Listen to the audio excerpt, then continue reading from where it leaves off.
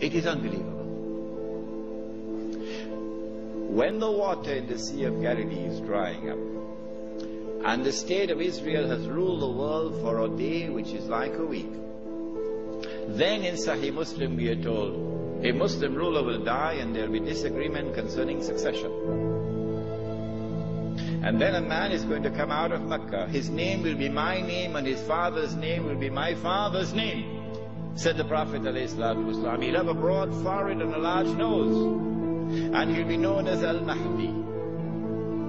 And he'd hurry from Medina to Mecca.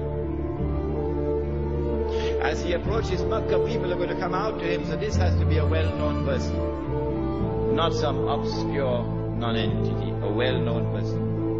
When the people of Mecca come out to him, they'll force him to accept the bay'ah, the oath of allegiance which legitimizes the leadership of the Amir al-Mu'mineen, bay'ah. He will accept the bay'ah at the Kaaba and then proclaim himself to be Al-Mahdi. It is only then that you would know that Al-Mahdi is there. So stop asking these foolish questions. Is he born already? Is he in Lebanon? Or maybe in Indonesia? That's foolishness. Al-Mahdi cannot emerge until Israel has become the ruling state in the world. Al-Mahdi cannot emerge until Dajjal has completed his mission. Al-Mahdi cannot emerge until the state of Israel has ruled the world for a day which is like a week. Al-Mahdi cannot emerge until the water has dried in the Sea of Galilee. So stop these foolish questions. He proclaims himself to be the Mahdi. There are going to be eclipses of the sun and the moon that month. But there have been eclipses of the sun and the moon in the past. But after he proclaims himself Al-Mahdi, he's going to be attacked from an army, with an army from Sham. That army comes down to the south, and armies are under the control of governments. And when that army is between Medina and Mecca going down south, the earth is going to open and swallow that army. That is the sign of all signs. Beyond a shadow of a doubt, validating the claim of this man that he is the Mahdi. But Mecca has never been a Shia city. Never. And Mecca will not be a Shia city at that time. And Mecca will not come out to give allegiance to a Shia. And so you have to be living on the moon to believe that the Mahdi is going to be Shia. We do not say this to embarrass the Shia, or to be uncharitable to them, or to hurt their feelings in any way. This is just factual analysis.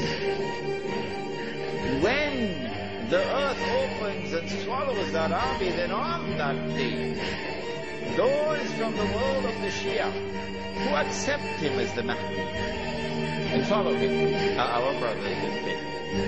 And shoulder to shoulder we'll fight together in the Holy Land. But those from the Shia, and we anticipate that there will be those who will now reject him as the Mahdi because he is not Shia. You are not our brothers in faith. And you will not fight with us shoulder to shoulder to liberate the Holy Land. When the army is swallowed, then the Mahdi is going to be attacked by another army, and this is now an army of the Quraysh, an army of the Kalb. And remember that armies are under the control of governments. The Mahdi will defeat this army, and when our army is defeated, that is the end of Saudi Arabia. Goodbye. Now Darul Islam is restored. Yeah, this is Islam, not that. And let it be clear that there are so many Salafi Muslims in Saudi Arabia, in prison, because they too are struggling for the same thing that I'm struggling. to liberate that land. When the Sea of Galilee dries up, that is the time when Israel will no longer rule the world. I love this hadith. Guess what? And the Jews? They can watch the Sea of Galilee going down and drying up. And they can realize that the moment is coming. Ya Muslim, هذا يهودي ورائي فتعال فاقتل. That moment is approaching as the water is drying up. I love this hadith. When Israel wages a big war, in order for her to become the ruling state in the world, she'd have to seize the oil. Saudi oil, Iraqi oil, Kuwaiti oil, etc. But I said, I don't think they'll touch the Iranian oil. Why? He asks. The answer is, without in any way being disrespectful to the Shia, without in any way being uncharitable to the Shia, no, that's not my method. Anyone who declares of Abu Bakr as-Siddiq radiallahu ta'ala anhu that he was a usurper is misguided. And anyone who compounds that by declaring that Umar Farooq radiallahu ta'ala anhu was a usurper is doubly misguided. And anyone who further compounds that by declaring of a third of the eminent companions of the Prophet Muhammad alayhi salatu wasalam, that Uthman Ghani radiallahu ta'ala anhu was a usurper, is casting a massive vote of no confidence in Muhammad sallallahu ta'ala alayhi wasallam. The three of his foremost companions were usurpers, robbing people of their legitimate position, like robbers and bandits. So anyone who declares of this, like this, are a people who are significantly misguided. That's all. This is not an uncharitable statement. This is a factual statement. A less than valid, less than authentic expression of Islam will always be advantageous to Dajjal.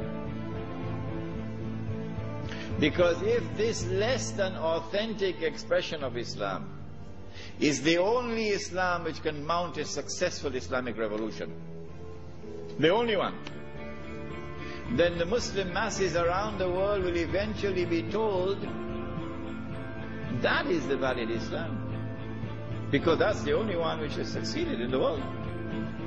So you should give up the authentic Islam that you have and adopt that less than authentic Islam. Why would Israel want to dismantle such a state?